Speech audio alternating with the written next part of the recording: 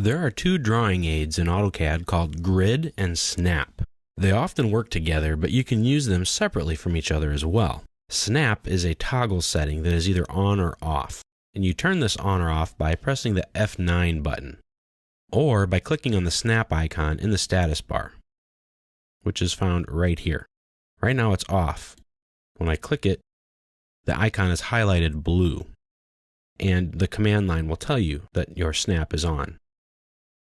Off, on. What the snap feature does is it restricts your mouse movements to specific increments on a grid. That grid can either be visible or invisible. Right now my grid is visible. You can set these increments to whatever value you need it to be. If you need to draw objects at incremental units or factors thereof, then snapping is a great way to go. It helps you to draw in these increments every time without doubt and without tedious data entry. The snap technique is not very useful though when you are zoomed way out or you're too far away, because the farther you're zoomed out, then the more difficult it will be to see where you're snapping to. So it's a relative thing. You'll have to pay close attention to your coordinates in this case. When you snap, you are snapping to a defined grid. That grid can be made either visible or invisible with a grid feature. It's a toggle, so you can turn it off or on by pressing the F7 key. Grid off or grid on. Or you can go to the status bar and click on the grid icon. Again, when it's on, the grid icon will be highlighted blue. A lot of times I like to work with a grid on because, well, it's a grid and it helps me to draw. It's like working with graph paper to a certain degree. With snap off, I can't select any of these lines. And as I pan around, they move. If I zoom in or zoom out, conduct a regen, meaning regen my screen. I can't do anything with them. They're just a visual aid, but that's okay. It's the same way with drawing on graph paper. They're just a visual aid. When the snap feature is turned on, it's also a visual guide, not just an aid, but it's a guide, and it will tell you where you're going to snap to, as long as you set your grid to be the same increments or units as your snap. Now, to change the snap in the grid settings, you need to open up the Drafting Settings dialog box. You can do this by right-clicking on the O snap or grid icon in the status bar. Right-click and go to the settings. There are a lot of different tabs in here to set up a lot of different things, but what we're worried about right now is the Snap and Grid tab. If you're on one of these others, or you can't see it, you have buttons over here that will scroll you through all of your different tabs. But we want the Snap and Grid tab. You can turn your grid or snap off or on right by here, and you can change the settings throughout. In the grid area of the tab, you can select the number of units each snap location will be apart. You can make the X or the horizontal distance to be the same as the Y, or you can make them different. You can set up your snap and grid increments to be the same, or you can make them different. I would tend to try to keep them the same, but you don't have to.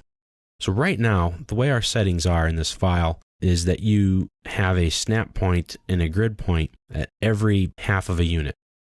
And your grid is drawing a major line, these thick lines, every 5 units. Now you can change these to show where they're being displayed or where they're not in 2D model space, 3D model space, block editor, etc. You can also change it to subdivide below your grid. You can follow the dynamic UCS or not. So as you see here, as I zoom in and out, it keeps redrawing the grid with those settings.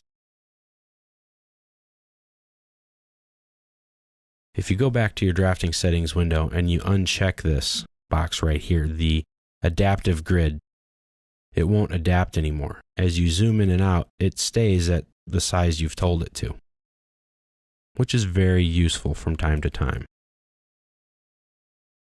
With Snap on, as you can see, my cursor automatically snaps to lines on the grid.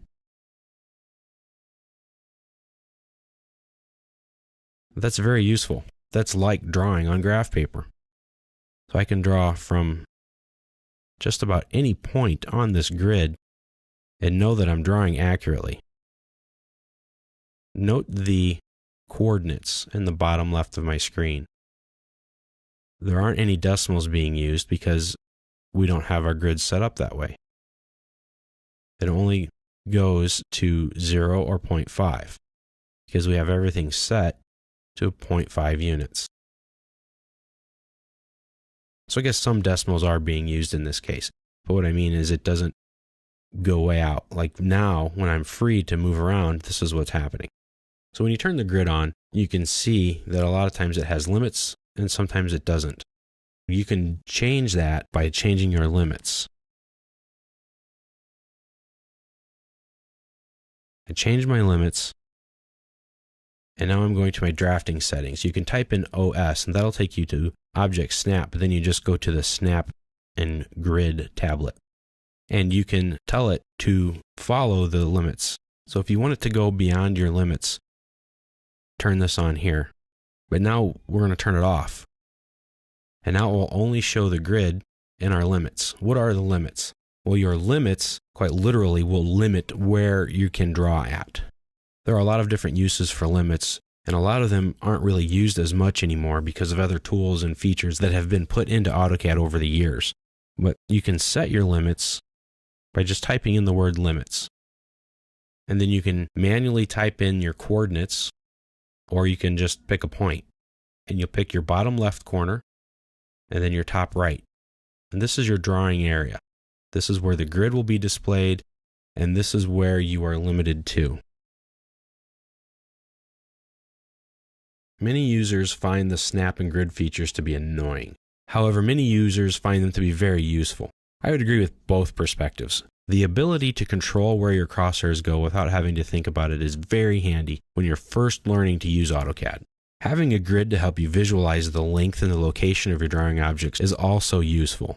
Learning how big something is on the screen can take some time. Many users have a hard time adapting to that. So having a visual aid could help you in this case. Eventually, and it may take some time though, you will be able to understand how big something is on your screen. Don't worry if it takes you a while. In fact, some people never get the hang of it, but that's okay.